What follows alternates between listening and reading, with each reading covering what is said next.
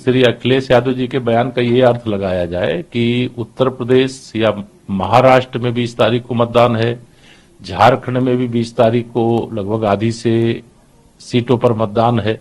तो जहां 20 तारीख को मतदान है वहां विपक्ष हार रहा है, भाजपा जीत रही है। यद्यपि वो सत्यता को स्वीकार कर रहे हैं कि समाजवादी पार्टी चारों खाने चित होने जा रही है विधानसभा के उपचुनाव में, और श्री अखिलेश यादव जी एडवांस में अपनी पराजय स्वीकार कर रहे हैं और समाजवादी पार्टी को जनता ने दूध में पड़ी मक्खी की तरह निकाल दिया है। अच्छा होगा कि वह सपा की जो लड़खड़ा रही साइकिल है उस पर बैठे और सीधा सफाई के लिए प्रस्थान कर जाए। अखिलेश यादव ने रैली में मिर्जापुर में कहा कि जहां भाजपा को अपनी उपलब्धियां गिनानी चाहिए वहां आपस में टकरार दिख रही, दिल्ली कुछ और बोलती है।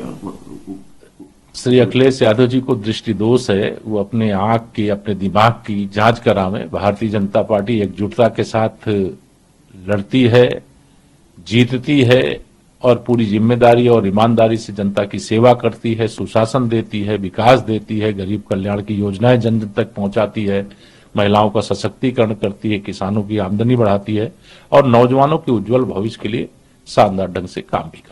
चुनाव में भारतीय जनता पार्टी गठबंधन के साथ 9 की 9 सीटें जीत रही है और जिस ढंग से आम जनता ने माननीय प्रधानमंत्री नरेंद्र मोदी जी की गरीब कल्याण योजनाओं पर मुहर लगाई है, हम कह सकते हैं कि बीजेपी अपने गठबंधन के साथ 9 की 9 सीटें जीतेगी। सर, सपा कांग्रेस भी लगातार देखिए, अब ये सब डिरेल्ड हो जाएंगे। लोकसभा चुनाव में जिन्होंने नेगेटिव नैरेटिव सेट करने का प्रयास किया था, जनता की नजरों में पूरी तरह से उजागर हो चुका है, इनकी कलई खुल चुकी है। खटाखट फटाफट पैसे भेज करके खाते में नोटों को झूठ बोल करके इन्होंने मैनेज किया था। जनता इनकी सच्चाई समझ चुकी है, बीजेपी ही जीतेगी। सर, अखिलेश यादव आरोप लगा रहे हैं 13 नवंबर से कोई मतलब नहीं। आप जाने समाजवादी पार्टी पूरी तरह से डिरेल्ड है। उत्तर प्रदेश के उपचुनाव में समाजवादी पार्टी परिवारवादी पार्टी बन गई। अभी तक तो जातिवादी पार्टी थी, संप्रदायवादी पार्टी थी, अब ये परिवारवादी पार्टी का जो इसको रोग है वो कांग्रेस से इसको मिल गया है उनके साथ करने के कारण।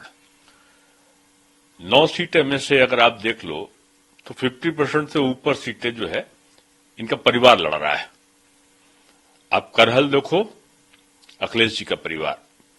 आप कानपुर देखिए, सीसामऊ, वहां के विधायक की पत्नी, आप पूर्व विधायक की पत्नी, आप उठा के देखिए जो अभी अयोध्या में जिन्होंने जो घोषणा की थी, सांसद का बेटा। अब आप जाकर देखो कटहरी में तो वहां के सांसद की पत्नी या बेटा। तो ये बेटा बेटी की जो पार्टियां हैं कि आदरणीय सोनिया जी अगर रायबरेली नहीं लड़ेंगी तो जाकर वो राज्यसभा के सदस्य बनेंगी, खाली होगी एक सीट तो, और उनकी जो खाली होगी वो राहुल जी होंगे, और राहुल जी की जो खाली होगी बहन जी होंगी। अब बहन जी की खाली होगी तो कोई ना कोई बेटा होगा उनका या पति होगा, वो भी कहता है मैं तैयार हूं लड़ने को। तो एक तरफ परिवारवादी सोच है और दूसरी तरफ मोदी जी की राष्ट्रवादी सोच है। इन दोनों के बीच में जो निर्णय है, मैं समझता हूं महाराष्ट्र और झारखंड का नतीजा इस निर्णय को तय कर देगा और आने वाला समय जो है वो निश्चित रूप में जो राष्ट्र का विकास करेगा, जो सबको साथ में लेकर चलेगा, उसी का ये समय होने वाला है। और मैं समझता हूं कि उपचुनाव में एक बड़ी हार के लिए समाजवादी पार्टी को तैयार होना होगा।